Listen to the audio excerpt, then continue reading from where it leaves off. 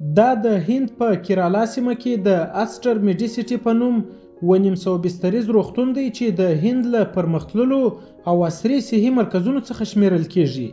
دا روغتون پر 40 جریبه ځمکه جوړ شوی دی چې خورا آرام او پاک چاپیریال لري. پر دې روغتون له 80 څخه تر 100 میلیونه ډالر سرمایه گذاري شوې چې په آسیا کې د ټکنالوژي له پلوه تر ټولو کامیاب او بریالي روغتون بلل کیږي.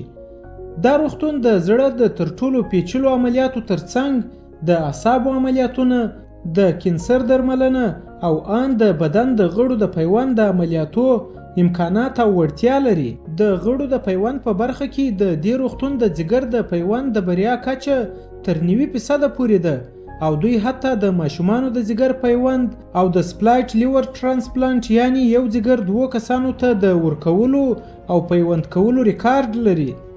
د پښتورګو د پیوند د بریا کچه 98% ده. یاد روغتون اوس مهال اکثره جراحي عملیاتونه په روباټیک ډول ترسره کوي او د انفیکشن کنټرول یا د میکروب کچه تر 1% هم کمه ده چې دا په نړیواله کچه یو لوی معیار دی. په ټوله کې دا روغتون یو بریالي او مجهز روغتون بلل کیږي او بل خوا دا بیا په افغانستان کې د 100 میلیونه ډالرو په پانګونه سره جوړ نوی مومند نړیوال روغتون دی چې د مومند ګروپ لخوا په کندهار کې جوړ شوی دی.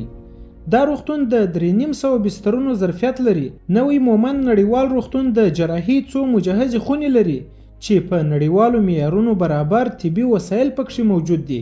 دا روغتون د زړه د ناروغیو د پیچلو عملیاتو ترڅنګ د پښتورګو، کینسر او عصبي جراحي امکانات لري. خو په دې وروستیو کې د روغتون د ډیرو لوړو امکاناتو سره د خپل ځینو ناکام عملیاتو له امله ونه توانېدی چې د یو شمېر هیوادوالو ژوند وژغوري او د دې ترڅنګ پر دې روغتون دا نیوکه هم شته چې د درملنې لپاره خورا لوړ لګښتونه لري، د تشخیص تېروتنې کوي او د عصري وسایلو څخه د سمې ګټې اخیستنې د تجربې د کموالي سره مخ دی.